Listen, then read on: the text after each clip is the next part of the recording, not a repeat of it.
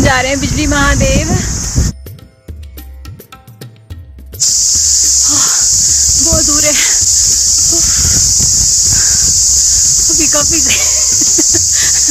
मेरा मुंह एकदम लाल हो गया है।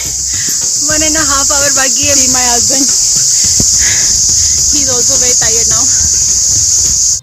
सीधी चढ़ाई होने की वजह से हमारी सांस बहुत ज़्यादा फूल रही थी और इसलिए हमें हर 15-20 मिनट चलने के बाद रुकना पड़ रहा था।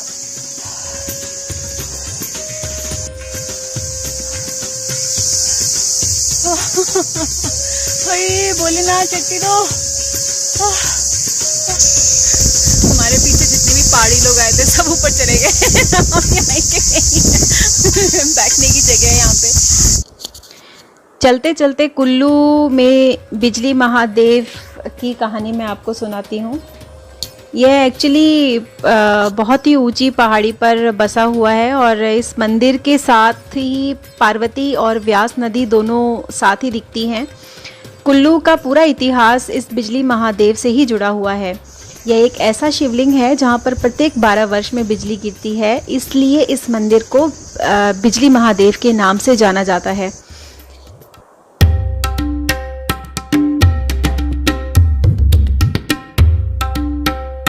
वैसे मान्यता है कि कुल्लू घाटी सांप के रूप में है और इस सांप का वध जो है भगवान शिव ने खुद किया था।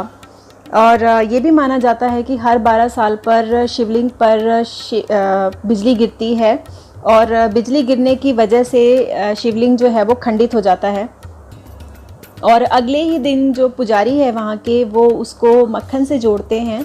कहा जाता है कि देसी गाय के मक्खन से उसको जोड़ा जाता है, उस पर वो रोज़ लगाते हैं मक्खन और वो कुछ ही दिनों में काफ़ी ठोस रूप में बदल जाता है।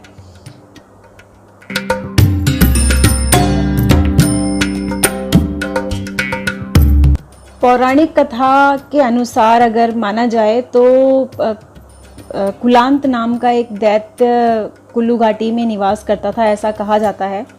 वो बहुत ही कपटी था और एक बार उसने जीवों को मारने के लिए योजना बनाई और व्यास नदी को उसने रोक लिया। तो शिवजी ने इसको देखा और वो बहुत ज़्यादा क्रोधित हुए और उन्होंने उसको ख़त्म करने की ठान ली। तो एक दिन शिव भगवान ने अपनी मतलब थोड़ा माया रची और उन्होंने राक्षस को मारने के लिए एक प्लान बनाया और उन्होंने उसको राक्षस को बोला कि तुम्हारे पूंछ में जो है वो आग लगी हुई है और जैसे ही वो सांप मुड़ा उसको देखने के लिए शिवजी ने उसकी हत्या कर दी।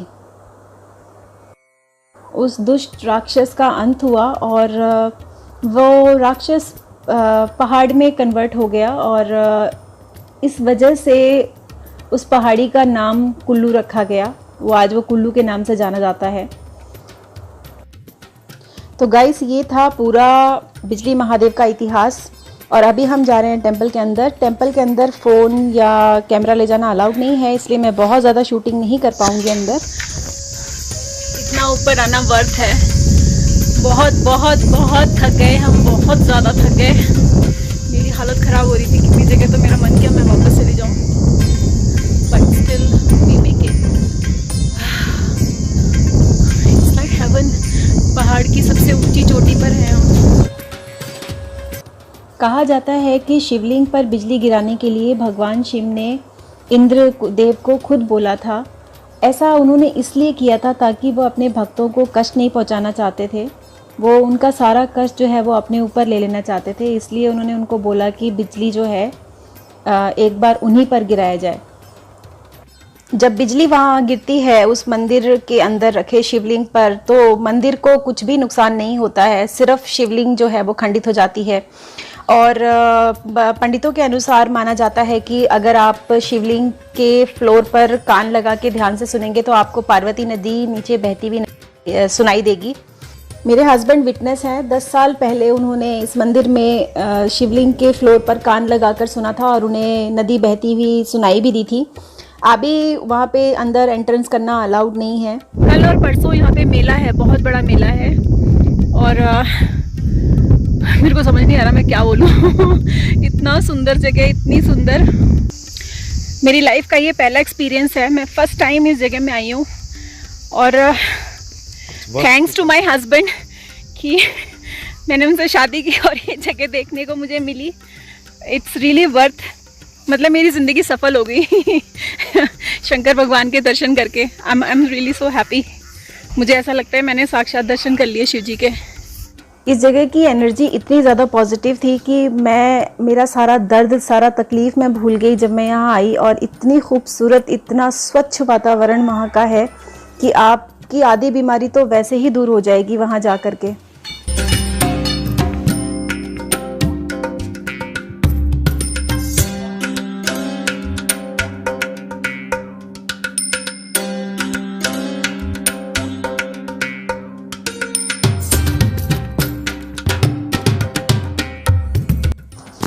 ये यहाँ का लोकल डिश है जिसको बोलते हैं सिड्डू।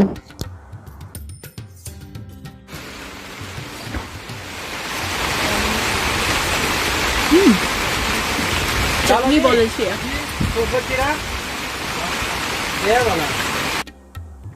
रोज़ 4 बजे वहाँ भगवान शिव की पालकी निकाली जाती है। हम बहुत ही किस्मत वाले थे कि हमें उनकी पालकी के दर्शन करने का मौका मिला। अगर मेरी ये वीडियो आप लोगों को पसंद आई हो तो एक लाइक और शेयर तो बनता है। जिन लोगों ने सब्सक्राइब नहीं किया है वो मुझे सब्सक्राइब कर सकते हैं और बेल आइकन को हिट ज़रूर कीजिएगा।